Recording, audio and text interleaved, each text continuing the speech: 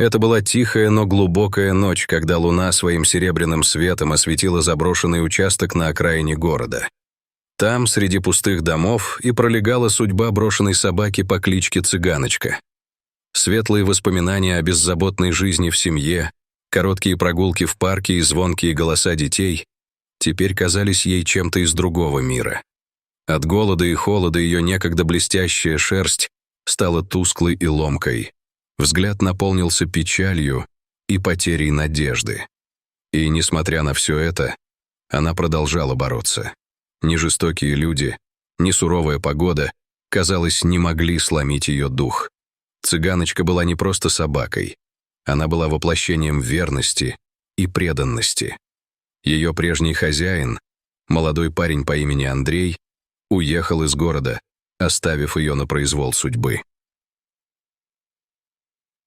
Андрей, увлеченный своей новой жизнью в мегаполисе, забыл о своей преданной подруге, о той, кто всегда ждала его с радостным визгом у порога.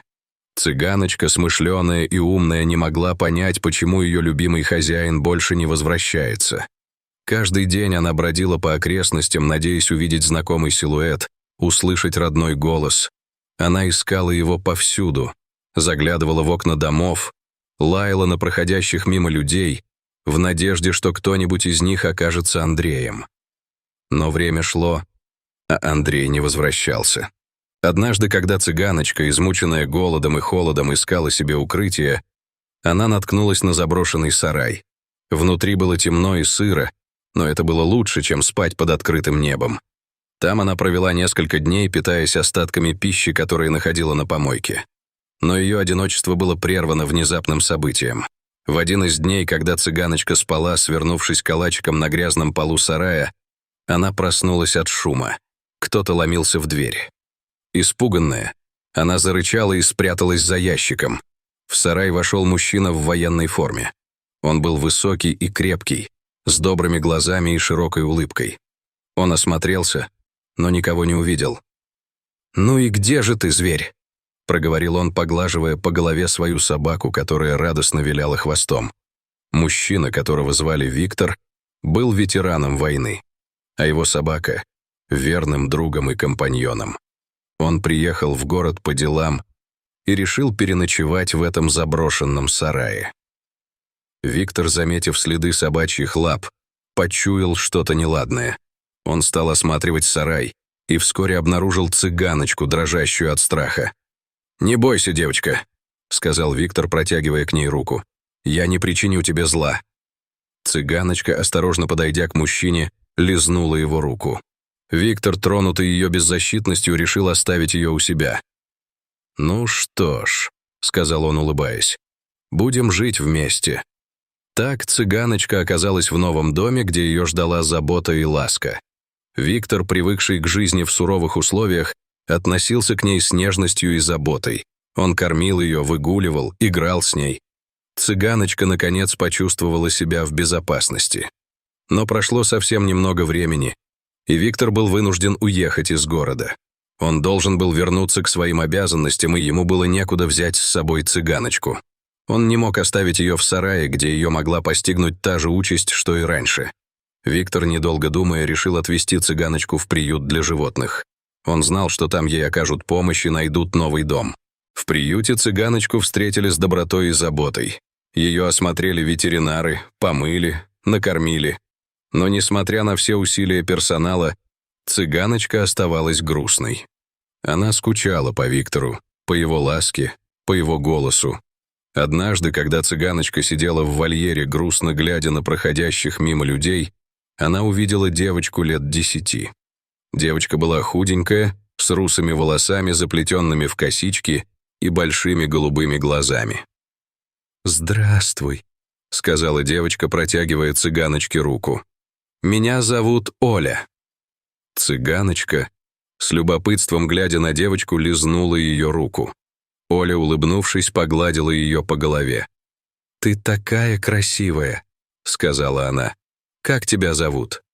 Цыганочка, как будто понимая ее слова, завиляла хвостом. «Я буду называть тебя цыганочкой», — сказала Оля. потому что ты такая же свободная и независимая, как цыганская душа». С тех пор Оля стала частым гостем в приюте. Она приходила каждый день, чтобы поиграть с цыганочкой, покормить ее, поговорить с ней. Оля, которая сама была сиротой, понимала, что значит быть брошенным и одиноким. Она видела в цыганочке свою собственную судьбу. Оля мечтала забрать цыганочку домой, но ее бабушка, у которой она жила, была против. Она считала, что у них и так много забот, и собака им ни к чему. «Пожалуйста, бабушка», — просила Оля, — «я буду за ней ухаживать, я буду гулять с ней, я буду кормить ее. Она будет мне как подружка». Бабушка, видя, как сильно Оля любит цыганочку, не могла ей отказать. «Ладно», — сказала она, — «но ты должна быть ответственной. Ты сама будешь за ней ухаживать». Оля, обрадовавшись, пообещала, что будет заботиться о цыганочке как о родной. Цыганочка, наконец, обрела новый дом, где ее ждала любовь и забота. Оля, которая была для нее не просто девочкой, а настоящей подругой, всегда была рядом. Они вместе гуляли в парке, играли в мяч, делились друг с другом своими секретами.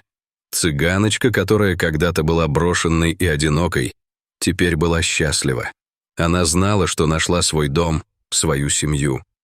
Но однажды, когда Оля и цыганочка гуляли в парке, Оля заметила, что цыганочка стала вялой. Она плохо ела, мало двигалась, у нее пропал блеск в глазах. Оля, обеспокоенная, отвезла цыганочку к ветеринару. Ветеринар, осмотрев цыганочку, обнаружил, что она сильно ослаблена. У нее был низкий уровень гемоглобина, а также другие симптомы, которые не поддавались объяснению. «Я не знаю, что с ней», — сказал ветеринар, «но ей нужна срочная помощь». Оля в отчаянии не знала, что делать. Она была готова отдать все, чтобы только цыганочка выздоровела. «Пожалуйста, доктор», — умоляла она, — «сделайте все, что в ваших силах». Ветеринар, понимая, как сильно Оля любит цыганочку, пообещал сделать все возможное. Он назначил ей курс лечения, но предупредил, что прогноз неутешительный. «Я не уверен, что она выживет», — сказал он. «Но мы сделаем все, что в наших силах». Оля, не теряя надежды, каждый день навещала цыганочку в клинике. Она приносила ей любимые лакомства, разговаривала с ней, гладила ее по голове. Она чувствовала, что цыганочка нуждается в ее любви и поддержке. Цыганочка, словно понимая Олину любовь, старалась бороться с болезнью. Она лежала в своей клетке, уставившись на дверь, в ожидании Олиного прихода. Она слышала ее шаги, ее голос, и ее сердце наполнялось надеждой. Но время шло, а цыганочка не становилась лучше. Она слабела с каждым днем. Оля, видя ее страдания, не могла сдержать слез. «Прости меня, цыганочка», — шептала она, гладя ее по голове. «Я не могу тебе помочь». Цыганочка, как будто понимая ее слова, слабо лизнула Олину руку. «Я никогда не забуду тебя», — сказала Оля. «Ты моя лучшая подруга». В тот же день, когда Оля пришла в клинику, чтобы навестить цыганочку, ей сообщили, что цыганочку перевели в другую клинику в Москву. «Они сказали, что там лучшие специалисты», — объяснил ей ветеринар. «Возможно, там смогут ей помочь». Оля, не веря своим ушам, не знала, что делать.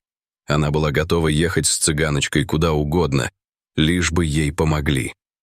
«Я поеду с ней», — сказала она. «Я не оставлю ее». Ветеринар, тронутый ее преданностью, пообещал ей, что они сделают все возможное, чтобы вернуть цыганочку к жизни. Оля, не раздумывая, собрала вещи и отправилась в Москву. Там, в одной из лучших ветеринарных клиник, цыганочку осмотрели лучшие специалисты. «Мы не можем поставить точный диагноз», — сказал главный врач. «Но мы будем лечить ее симптомы». Оля, понимая, что ситуация серьезная, не теряла надежды. Она каждый день приходила в клинику, чтобы навестить цыганочку. Она разговаривала с ней, гладила ее по голове, кормила ее любимыми лакомствами. Она чувствовала, что цыганочка нуждается в ее любви и поддержке. И словно в ответ на Олину любовь, цыганочка начала выздоравливать. Она стала есть больше, У нее появился блеск в глазах. Она стала играть с Олей. «Она выздоравливает», — сказал главный врач. «Она сильная, она хочет жить». Оля, обрадовавшись, не могла сдержать слез. «Спасибо вам», — сказала она. «Спасибо, что вы спасли ее». Цыганочка, которая когда-то была на грани смерти, теперь была жива. Она выздоровела и вернулась к Оле, в ее дом, где ее ждала любовь и забота. Оля, которая была готова отдать все, чтобы спасти цыганочку, была счастлива. Она знала, что цыганочка всегда будет рядом, и что их дружба будет длиться вечно. А цыганочка, которая когда-то была брошенной и одинокой, теперь была любима и счастлива. Она знала, что нашла свой дом, свою семью. Это история о любви, надежде и чудесах. История о том, что даже в самых сложных ситуациях всегда есть место для любви и заботы. История о том, что даже самые хрупкие создания могут быть сильными и стойкими. История о том, что настоящая дружба может преодолеть любые трудности. И главное, история о том, что даже самые бездомные и брошенные существа заслуживают любви и заботы. Дорогие друзья, если вам понравилась эта история, поставьте лайк и подпишитесь на канал, чтобы не пропустить новые захватывающие истории.